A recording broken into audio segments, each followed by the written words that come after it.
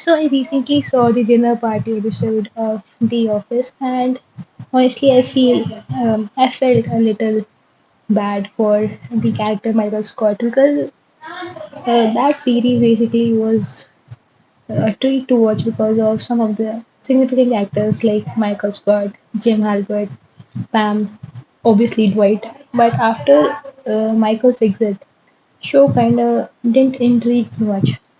But I recently just saw that episode.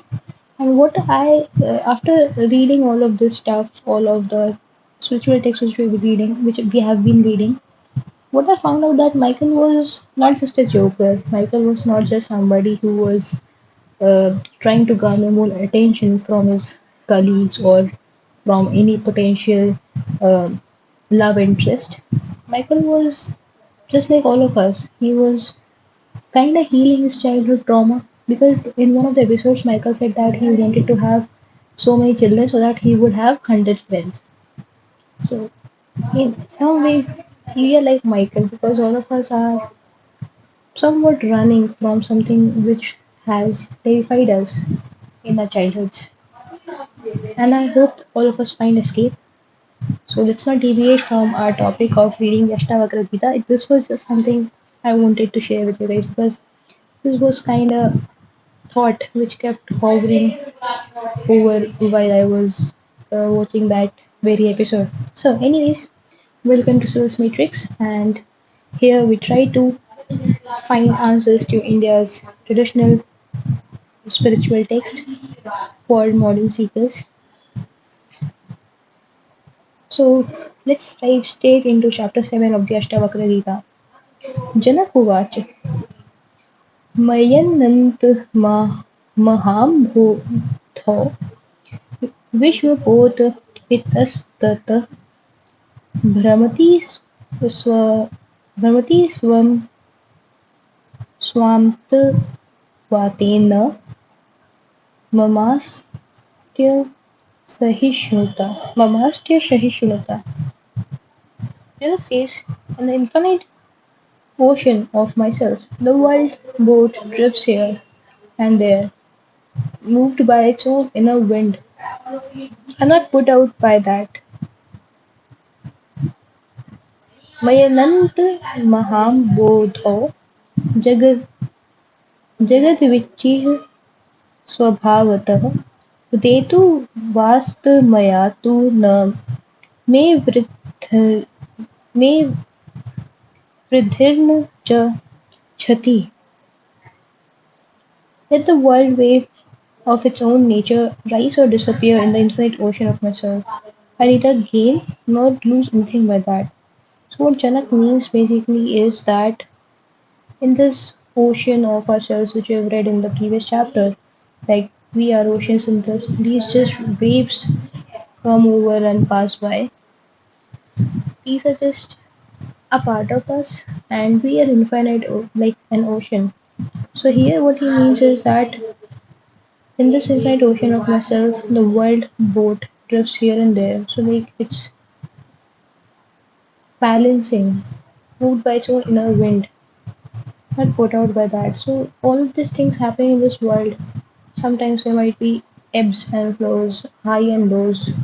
All of this happens because of something within those winds, and I am not affected by these ebbs and flows. Let the world wave of its own nature rise or disappear in the infinite ocean of myself. So he's just being an observer, he's just seeing the waves to rise and then fall. And these rise and fall because of their own algorithms basically. They have their own certain pretext or there's a certain cause for them and they just rise and fall according to their own nature. And we're just an infinite ocean. I neither gain nor lose anything by that. Whatever they do, they don't affect me. So it's like a third person or a bird's eye view that let it happen, let it be. You just are somebody who's observing. मय्यनन्त महां बोध विश्वं नाम विकल्पना अतिशान्तो निराकार एत देवाः मा स्थितः. It is the infinite ocean of myself that the mind creation called the world takes place. I am supremely peaceful and formless, and I remain as such. So, all of these things which happen to me are just a creation of my own mind. How powerful is this? So, like, he wants to say that it is in the infinite ocean of myself that the mind creation called the world takes place. So, is it that everything which happens around me is just a reflection of my own thoughts? This is somewhat similar to what was said in the book The Power of the Subconscious Mind. Because there also it was said that whatever you subconsciously believe, whatever is so ingrained in your subconscious mind, that is reflected in your surroundings. And that basically reinforce the power of our own thoughts. This is somewhat similar to that. So, although all of these chaotic, worldly things are just a creation of my mind, I, as a person, I am in my true nature and spirit, is truly peaceful and formless, and I'll remain as such. So, just like our thoughts keep on changing, sometimes we might have a very constructive thoughts, sometimes the other way around. So, these, you just need to observe these, let them come and go. These are just small ripples in the infinite ocean of what you actually are. नात्मा भावेषु नो भावस्तत्राणं ते निरञ्जने इत्यसक्तो इत्यसक्तोऽस्पृहा शान्त एतदेवाः मास्तितः. My true nature is not contained in objects, nor does any object exist in it, for it is infinite and spotless, so it is unattached, desireless, and at peace, and I remain as such.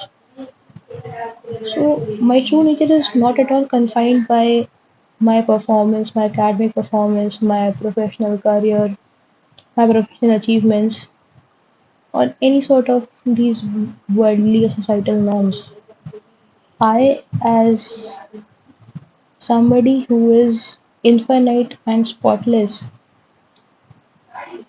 is way far from what I perceive myself to be. So, my identity is not confined to these mere objects, to my material possessions. Okay, so the things which I consider as my own are not truly my own. The things which I consider or the objects which I consider exist in this life are truly not existing. I'm not bound by these objects. I'm not bound by a certain career. I'm not bound by my personal achievements. I'm not bound by my academic performance. These things will come and go. They will have rise and fall. Sometimes I succeed, sometimes I won't. Sometimes I drive a luxurious car, and sometimes I ride on a bus. It's just that these things would pass, and I truly am none of these. So it is unattached, desireless, and at peace. But this is so like it's good to read, but in practice, do we actually follow that? Because these desires are so deeply ingrained in ourselves that we associate ourselves with our desires. Because sometimes you might see that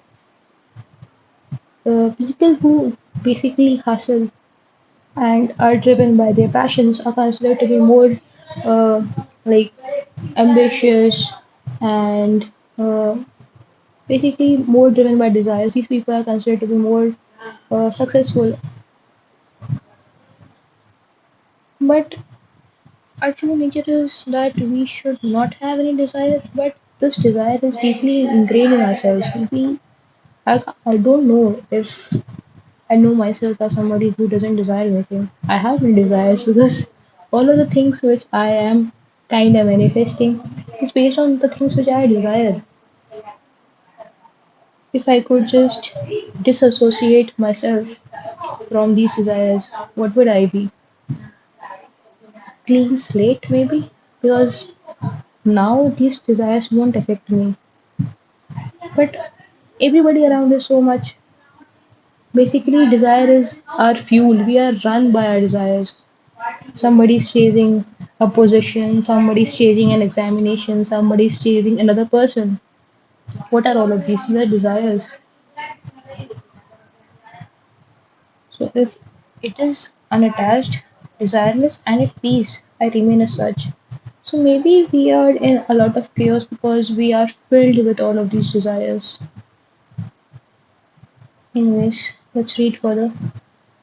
अहो चिन्मात्रमेवाहम् इन्द्रजालोपम् इन्द्रजालोपमं जगत् इति मम कथं कुत्र हेयोपादेयकल्पना. Truly I am but pure consciousness, and the world is there a magician's show. So how could I imagine there's anything there to take up or reject? Okay. So like you guys might remember back in 2015 there was a magician called Dynamo. I was so fascinated by his tricks. And there was a series in History TV 18, I guess, where Dynamo was about to come to India. And he came, there were some shows as well, but then Dynamo just disappeared. I tried to find him, but I couldn't find any other clips for Dynamo. Maybe he is there, but I just remember that memory of him when I was 15. So just like Dynamo's tricks, Dynamo basically was, or any other magician for the fact, is basically good with those tricks. The things which he show, the things which they showcase are not reality. They just try to play with our reality. They just try to play with our perceptions. से आंखों का धोखा मतलब वो सच नहीं होता है लेकिन हमें लगता है ना कि वो सच है कि उन्होंने उड़ा दिया किसी को हवा में the person is levitating but ऐसा होता थोड़ी है तो मतलब जो भी हमारे आसपास हो रहा है वो सब सिर्फ एक जादू है तो जो मेरी डिजायर्स हैं जो मेरे एम्बिशंस हैं वो भी सिर्फ जादू है क्या so truly I am pure consciousness and the world is like a magician so I'm just that clean straight slate without any spot just pure consciousness without any desires or afflictions and if I am that and if I know that this thing running around me is just a magician show it's just a trick to my eyes. How could I imagine there is anything there to take up or reject? Then how can I be like affected by these things when I actually know that this is just a trick? This was a very intriguing chapter. So with this we have come to an end of chapter 7 of the Ashtavakra Gita. See you guys in the next one. Till then, bye and thank you for watching.